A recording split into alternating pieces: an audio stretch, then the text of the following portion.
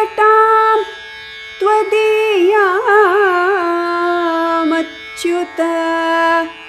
परिषत्सु तत्र तत्राहं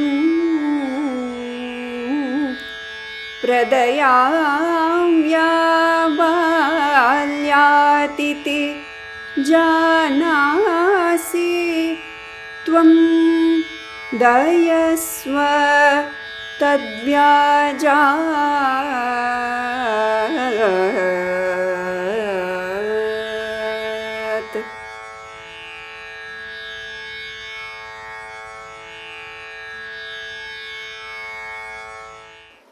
இன்துணைப்பது மத்தலர் மகள் தனக்கும் இன்பன் நற்புவி தனக்கிறைவன் தன் துணை அயர்பாவை நப்பின்னை தனக்கிரை மத்தையோர்க்கெல்லாம் வன் துணை பஞ்சபாண்டவர்க்காகி வாயுரை தூது சென்னியங்கும் என் துணை எந்தை தந்தை தம்மானை திருவல்லிக்கேணி கண்டேனே. ஸ்ரீவத்சவம் சாம்புதி பூர்ணச்சந்திரம் ஸ்ரீரங்கநாதாரிய தனூஜரத்னம் தத்பாதயுக்மாம்புஜ பிருங்கராஜம் அண்ணங்கராச்சாரியமகம் பிரபத்யே. காஞ்சி மகாவித்வான் அண்ணங்கராச்சாரிய சுவாமியாலே அருளி செய்யப்பெற்ற ஸ்ரீ பார்த்தசாரதி ஸ்துதி எனப்படும் ஸ்தோத்திர கிரந்தத்தினுடைய அர்த்தங்களை அனுபவித்து வருகிறோம். அப்படிப்பட்ட இந்த உபன்யாச தொடரிலே இன்றைய அனுபவத்துக்கு விஷயமாக இருக்கக்கூடியது அந்த ஸ்துதி கிரந்தத்தில் இருக்கக்கூடிய 7வது ஸ்லோகம். கீர்த்திச்சடாம் த்வதீயாம் அச்சுத பரிஷத்சு தத்ர தத்ராஹம் பிரதயாமி ஆபால்யாஹதீதி ஜானாசி த்வம் தயஸ்ய தத்வ்யாஜாத். ஒரு விஷயத்தை நினைவில் கொள்ள வேணும். இந்த ஒரு ஸ்லோகங்களும் திருப்பாவையினுடைய முதல் எழுத்தை அடைவாக கொண்டு தொடங்கப்பெற்றதுன்றதை கீழே விண்ணப்பித்தோம். அதே ரீதியில் பார்க்கக்கூடிய காலத்தில் இந்த ஸ்லோகமானது கீசு கீசுன்னு சொல்லக்கூடிய தொடங்கக்கூடிய திருப்பாவை பாசுரத்தினுடைய முதல் எழுத்தாக விளங்கக்கூடிய அந்த கீன்ற எழுத்தை அடைவாக கொண்டு தொடங்க பெற்றிருக்கிறது. இதில் எம்பெருமானை அச்சுதான்ற சம்போதன விழியாலே அழைக்கிறார்.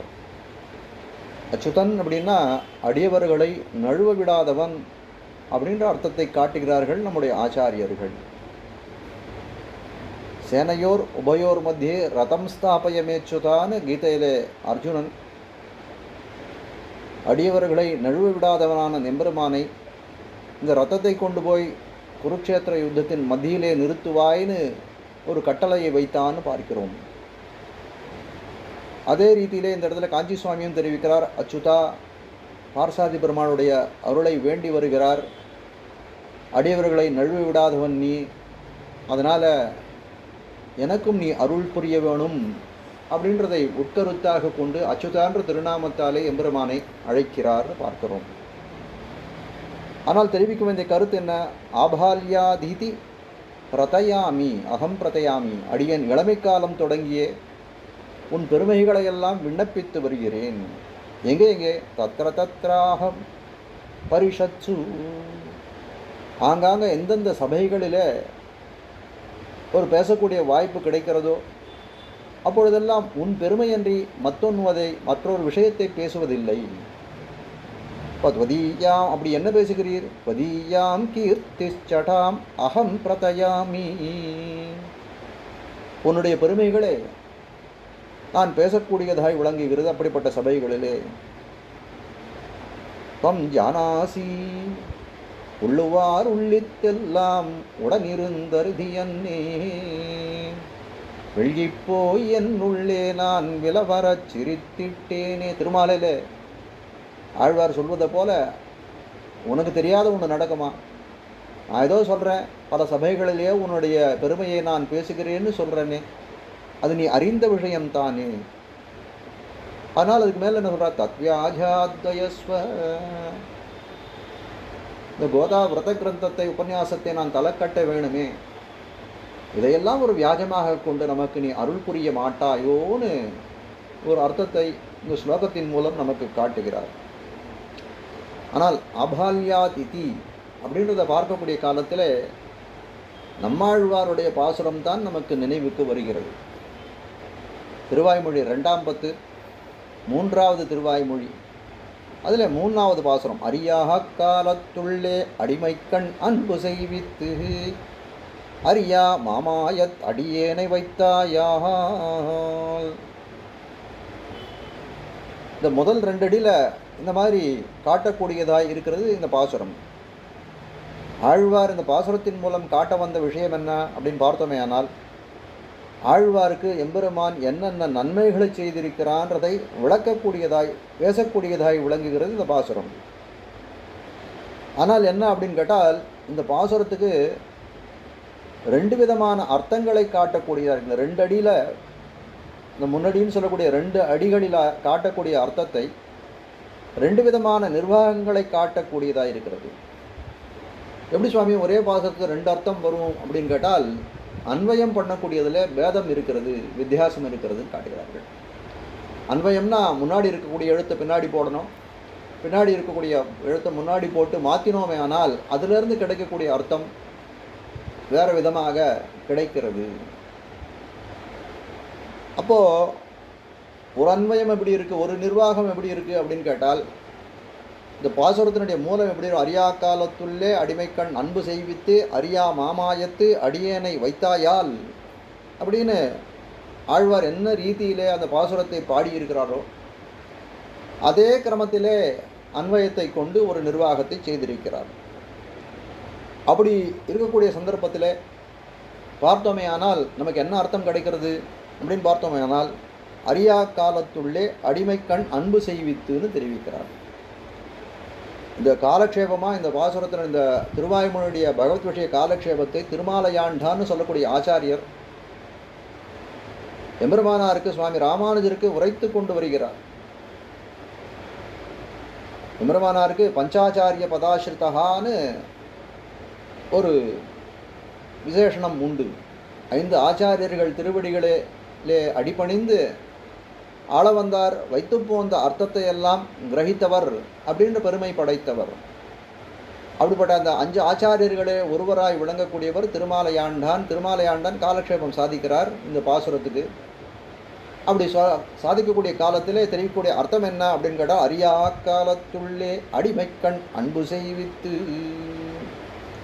ஆழ்வார் எம்பெருமானை பார்த்து சொல்கிறாராம், அறிவு நடையாடாத காலம், ரொம்ப சிறுமை இளமை பருவம், அப்படிப்பட்ட சந்தர்ப்பத்திலே எனக்கு கைங்கரிய ருச்சியை பிறப்பித்தாய் அப்படின்னு தெரிகிறான். ஆழ்வாருடைய கைங்கரிய ருச்சின்றது ரொம்ப பிரசித்தமாயித்தே.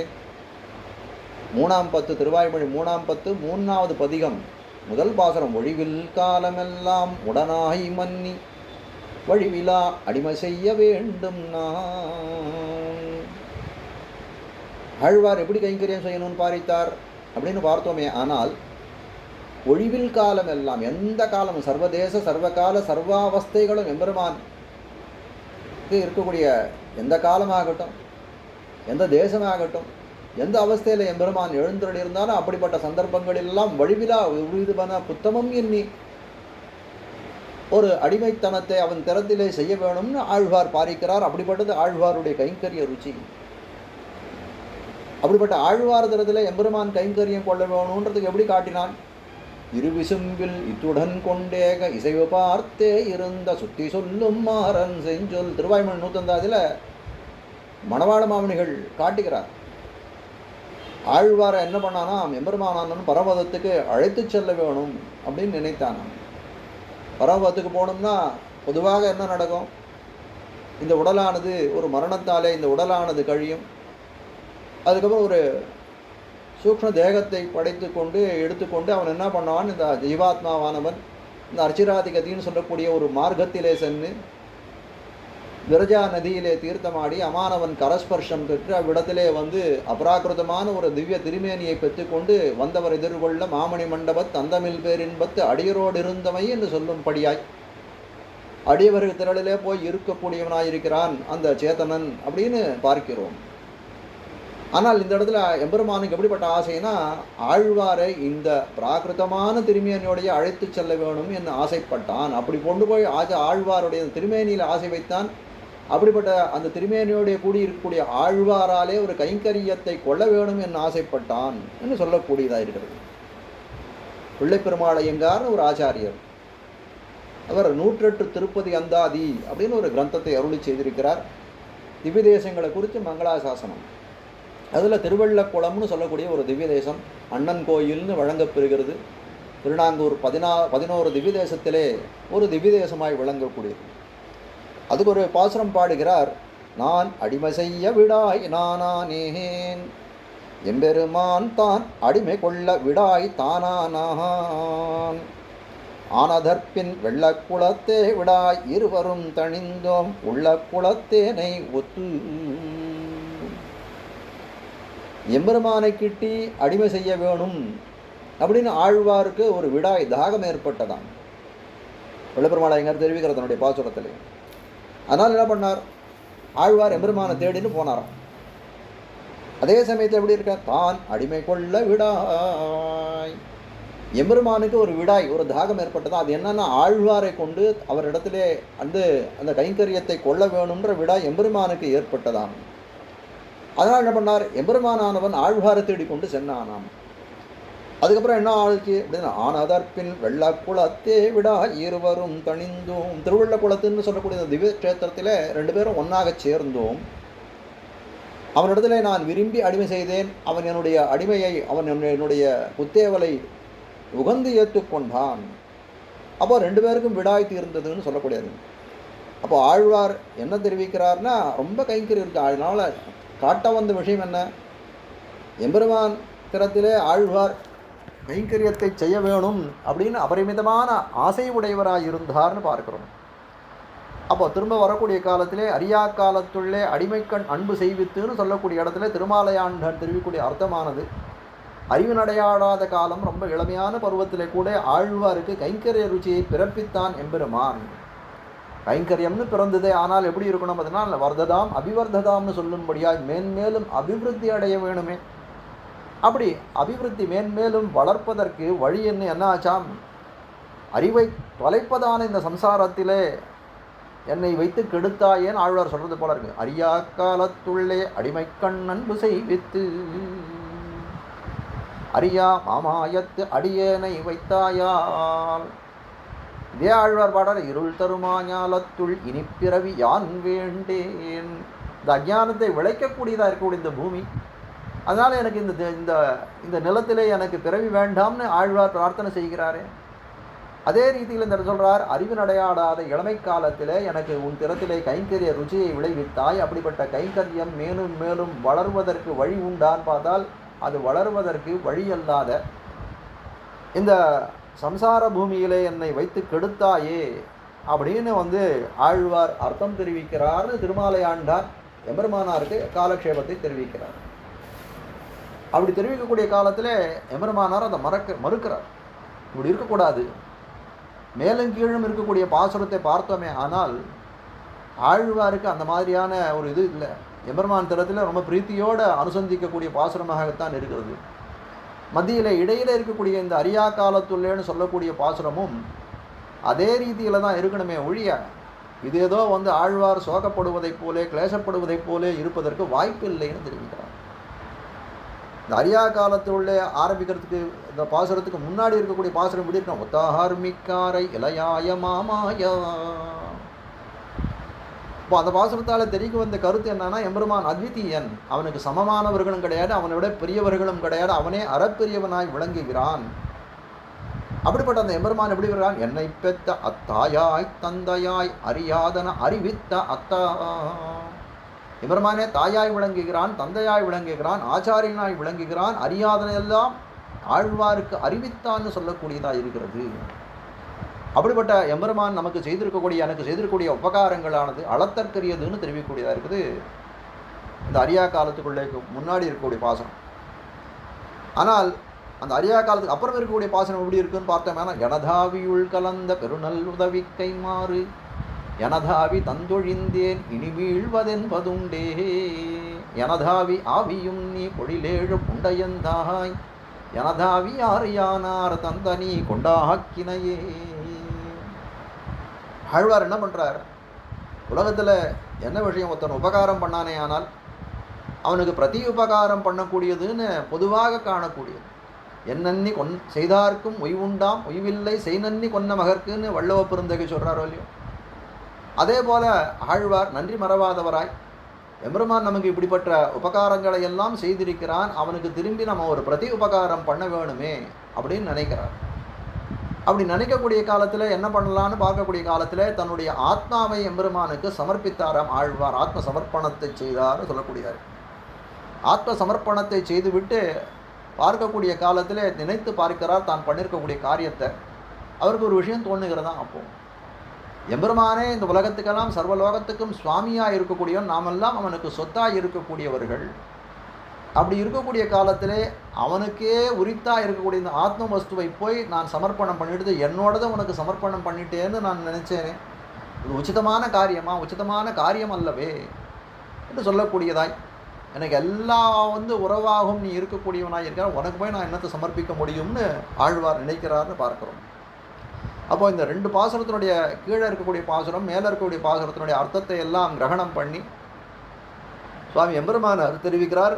தன்னுடைய ஆச்சாரியரான திருமாலியாண்டான் திறத்திலே கீழே இருக்கக்கூடிய பாசுரமும் மேலே இருக்க பாசுரங்களுடைய அர்த்தங்களை அன்வயம் பண்ணக்கூடிய காலத்தில் ரொம்ப ஆழ்வாருக்கு உகப்பு தலையெடுத்து ஓடுகிறதுன்னு பார்க்கிறோம். நடுவில் இடைப்பாட்டாக இருக்கக்கூடிய இந்த அரியா காலத்துள்ளேன்றது அப்ரீதி தோன்ன சொல்லுவதைப் போல நிர்வாகம் பண்ணுறது சரியன்னு. அப்போ அதை வேறு வகையாக அன்வயம் பண்ண வேணும். இருக்கக்கூடிய பதங்களை எல்லாம் கொஞ்சம் முன்ன பின்ன மாற்றி போட்டீர்களானால் சரியான அன்வயம் கிடைக்கும். தானே அந்த அன்வயத்தையும் காட்டுகிறார்.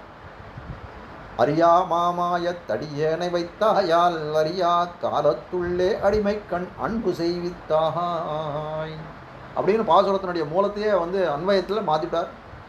இப்போ காட்ட வந்த விஷயம் என்ன எம்பெருமானார், அரியா மாமாயத்து அடியேனை வைத்தாயால். இந்த உலகமானது எப்படி இருக்குது, அரியா மாமாயம்னு சொல்லி அறிவைக்கேட்டை விளைவிக்கக்கூடியதாக இருக்கிறது பிரகிருதி மண்டலம்.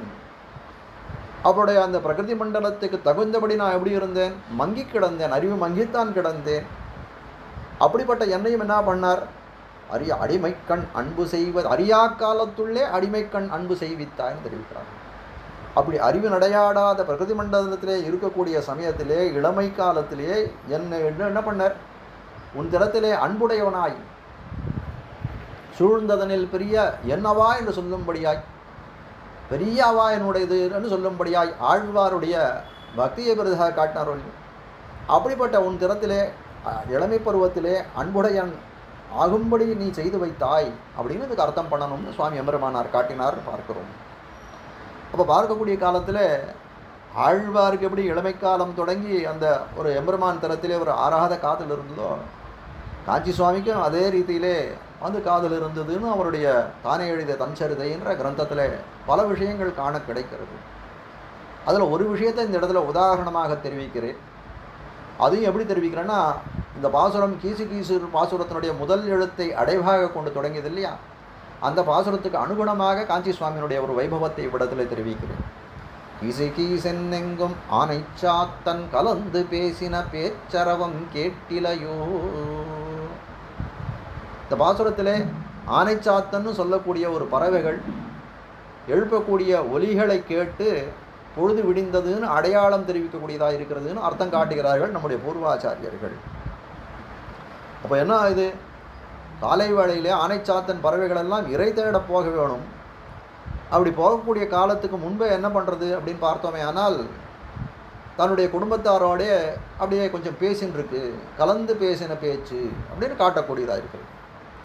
காஞ்சி சுவாமி தன்னுடைய சுவாபதேசம் திருப்பாவை நறுமணம் போன்ற கிரந்தங்களிலே இது ஆச்சாரிய பதமாக நிர்வாகம் பண்ணுகிறார். ஆச்சாரியர்களாம் பேசக்கூடிய காலத்தில் கலந்து ஆச்சாரியர்களுடைய பேச்செல்லாம் எப்படி பண்ணால் கலந்து பேசின பேச்சுன்னு தெரிவிக்கிறார். எப்படிப்பட்ட பேச்சாக இருக்கிறது, பிரமாணங்களை கலந்து பேசின பேச்சு. ஆச்சாரியர்களாம் எப்படிப்பட்டவர்கள், ஸ்ரீமத் வேதமார்க்க பிரதிஷ்டாபனாச்சாரிய உபய வேதாந்தாச்சாரியர்கள். இப்போ உபய வேதாந்திகள் ரெண்டு கண்களைப் போலே ஒரு திராவிட வேதத்தையும் சம்ஸ்கிருத வேதத்தையும் இரு கண்களைப் போலே கொண்டு திகழ்ந்தவர்கள் நம்முடைய பூர்வாச்சாரியர்கள். அன்னவர்கள் ஒரு சம்பாஷணம் பேசக்கூடிய காலத்தில் எப்படி இருக்கும் அப்படின்னு கேட்டால் எல்லா பிரமாணங்களையும் பேசக்கூடியார். அருளிச்செயலேருந்து ஒரு ஸ்ரீசுக்தி எடுப்பார்கள், வேதாந்தங்கள்லேருந்து ஒரு விஷயத்தை எடுப்பார்கள். அது மட்டுமல்ல, இதிகாச புராணாதிகள், பூர்வாச்சாரிய ஸ்தோத்திரங்கள் இதெல்லாம் பேசக்கூடிய காலத்திலே அவர்களுக்கு ஒரு வெள்ளமடையாக வருமே அவர்களுடைய பேச்சிலே. அப்போ பார்க்கக்கூடிய காலத்திலே அது எப்படி அமைந்திருக்கிறதுன்னா, கலந்து பேசின பேச்சு, எல்லா விதமான பிரமாணங்களையும் கலந்து பேசின பேச்சாக இருக்கக்கூடியது நம்மளுடைய பூர்வாச்சாரியருடைய பேச்சுன்னு காட்டக்கூடியதாக இருக்குது. அது மட்டும் இல்லை, மற்றொரு நிர்வாகத்தையும் காட்டுற கலந்து பேசின பேச்சுன்றது.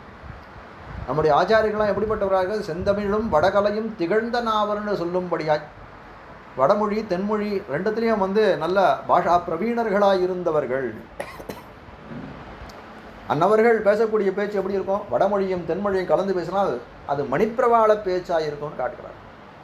ஆச்சாரியர்கள் எழுதக்கூடிய சைலி வியாக்கியான கிரந்தங்கள்லாம் பார்த்தோம்னா அது மணிப்பிரவாள நடையிலே அமைந்ததுன்னு தெரிவிப்பார்கள். அதே மாதிரி பேசக்கூடிய காலத்திலே எப்படி இருக்கும், மணிப்பிரவாள நடையிலே அவர்களுடைய பேச்சும் இருக்கும் சொல்லக்கூடியது. சாதாரணமாக காஞ்சி சுவாமி இந்த விஷயத்தை கொண்டு அப்படியே அந்த கலந்து பேசின பேச்சு இந்த மணிப்பிரவாள நடையில் இருக்கிறது அப்படின்றது பேசுறது மட்டும் பெரிய விஷயம் இல்லை. அந்த மணிப்பிரவாள நடையிலே சுவாமி ஒரு கிரந்தமும் எழுதியிருக்கிறார், அதுவும் கலந்து பேசின பேச்சு தான். ஏன்னா சாதாரணமாக ஒருத்தர் வடமொழியில் ரொம்ப நிபுணராக இருந்தான்னா அதில் ஏதோ காவியங்கள் எழுதுறது அப்படின்றது அது ஒரு ஒரு ஒரு ரீதியிலே போகும். ஒரு தென்மொழியில் புலமை வாய்ந்தவராக இருக்கக்கூடியவர்கள் அந்த தமிழ் திராவிட பாஷையில் எழுதக்கூடிய ஒரு காவியங்களெல்லாம் அது ஒரு ரீதியிலே போகும். ஆனால் ரெண்டுத்தையும் கலந்து மணிப்பிரவாளத்தில் எழுதுறதுன்றது அதுக்கு ரொம்ப விதமான ரொம்ப அரிய பெரிய திறன் வேண்டும். காஞ்சி சுவாமி மணிப்பிரவாள ராமாயண சங்கிரகம் அப்படின்னு ஒரு நூல் எழுத்தியிருக்கிறார். அது 200 ஸ்லோகங்கள் கொண்டதாக இருக்கிறது. அதில் ஒன்றும் ஆச்சரியம் இல்லை.